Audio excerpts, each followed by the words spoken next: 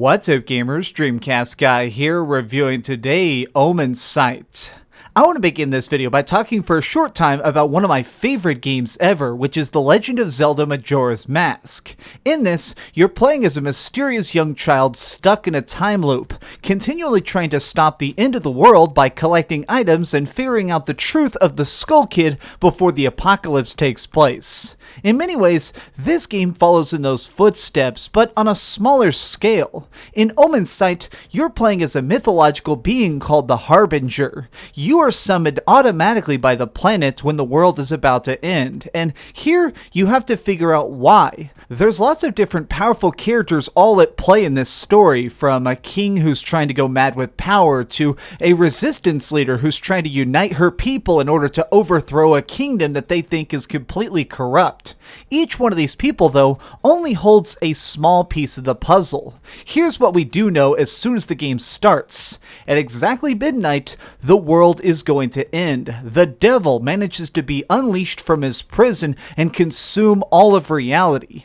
But the second you die, the entire day restarts, giving you another chance to try and set things right, to figure out all the clues that track down who caused this and stop them before it can take place. Essentially, the way this game works is you keep repeating the same 24 hours, but choosing to team up with a different person each time. You can team up with a general who's trying to stop a giant battle inside of a prison, or a giant bear warrior who's trying to assassinate an evil leader.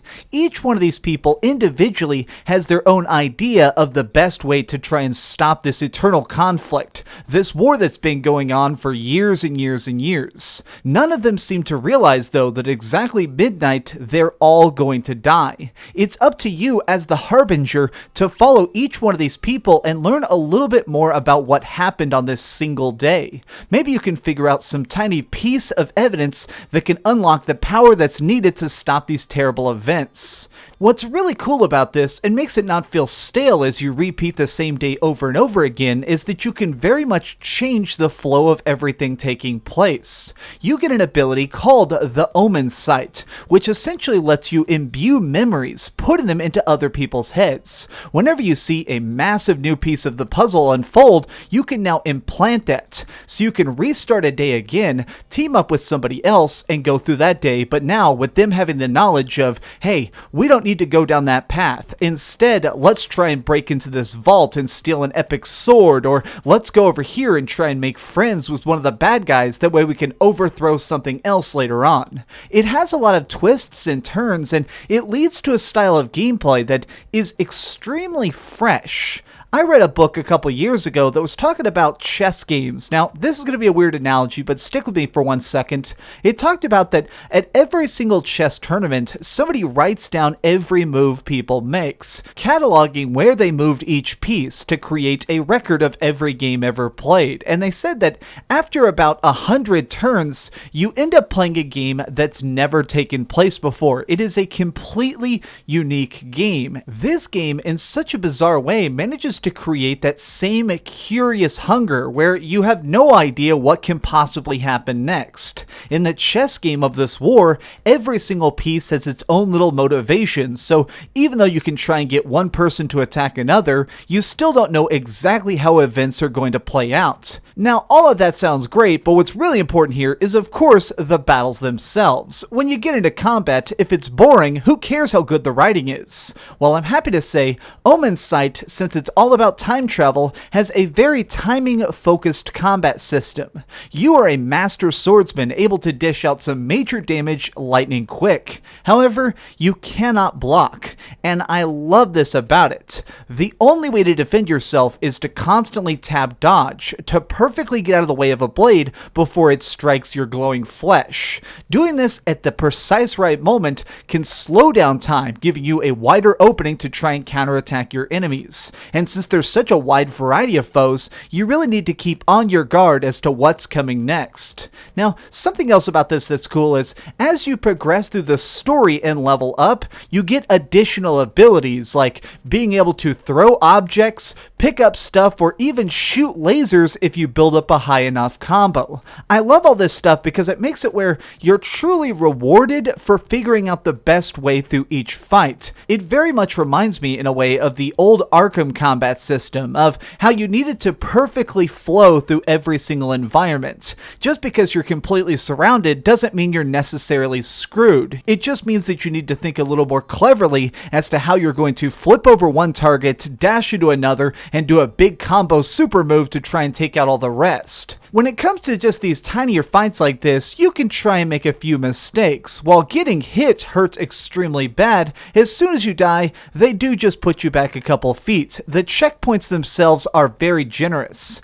I did find that the few bosses you have to face can be incredibly difficult. It can be a really steep leap when you're suddenly thrown against a person who's essentially a powered up god. Now, that's not a bad thing though, I like it. I just found myself trying over and over again to try and beat these people because if I got hit even once, it could sometimes spell my doom. Of all the cool features in Omensight, from the combat to the cool story, nothing is more intriguing to me as to how we get to affect the flow of this day. While we are just living through the same 24 hours on a cyclical system, there is some really interesting deviations. There's some times when you get to affect the day in some really huge ways. Now, I don't want to spoil anything, but just as an example, there was a time when I realized that somebody may actually have some information that I badly needed, but I also thought that they could be a bad guy, a villain, a traitor in disguise. So what I ended up having to do is team up with them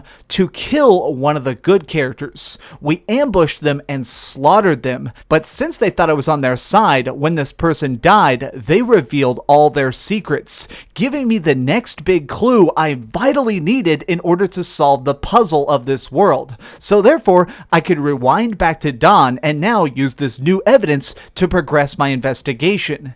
This game is so good about making it where you feel like you're trying to actually crack this really giant code, and it really manages to paint this tapestry of feeling, of the fact that in wars, there aren't really good guys, there aren't really bad guys, and even when it comes to the apocalypse, I'm sure that somebody deep down thought they were doing the right thing while ultimately killing everybody.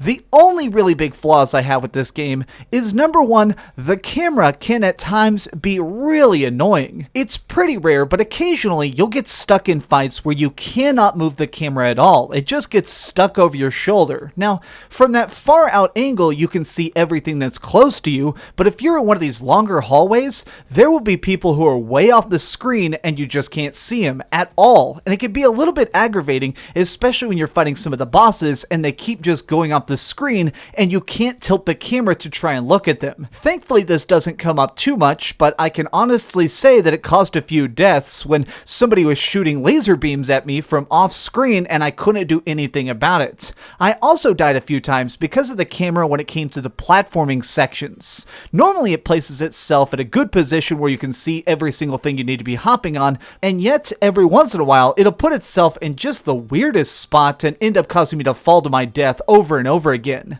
The other really tiny flaw is there definitely seems to be a little bit of problems with how this game runs. I'm not really a stickler for frame rate, but I noticed that whenever I was fighting stuff that had really cool graphics or shiny particle effects, the game would start to have really weird choppy frame rate for very short intervals, but it definitely reminded me at all times that, hey, this is a video game. When I'm deep into the flow of combat, seeing that frame rate dip, it's a little bit immersion breaking, but I'm pretty confident that they'll be able to put out a patch to fix this because it is such a minor problem. Okay, so we've heard some good and some bad, but let's go to the ratings board and put a big number on it. I am giving Omensight a 9 out of 10. This is really my favorite kind of indie game, which is something that manages to walk in the footsteps of something that's come before it without just completely ripping it off. This does feel in many ways like an indie version of Majora's Mask, but it's not just copying it. Instead, it breathes fresh life into a cool idea to make something that's really, really different.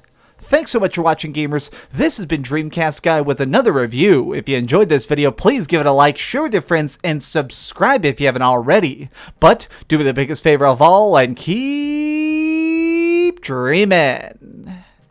Alright, I'm going to try and get the alternate ending. I'm not sure if there are multiple endings, but I finished it twice, and it definitely looked like there were more branching paths. So I'm going to go do that. Oh, hi. I'm just working on the next video. If you want to see what it is, go ahead and click this button and you can subscribe. Also, if you click these video links, you can see my latest review and my latest top 10. Now I'm just going to sit here for a minute and wait for you to subscribe. Oh, I guess I could put on these giant glasses. I literally found these on a roller coaster.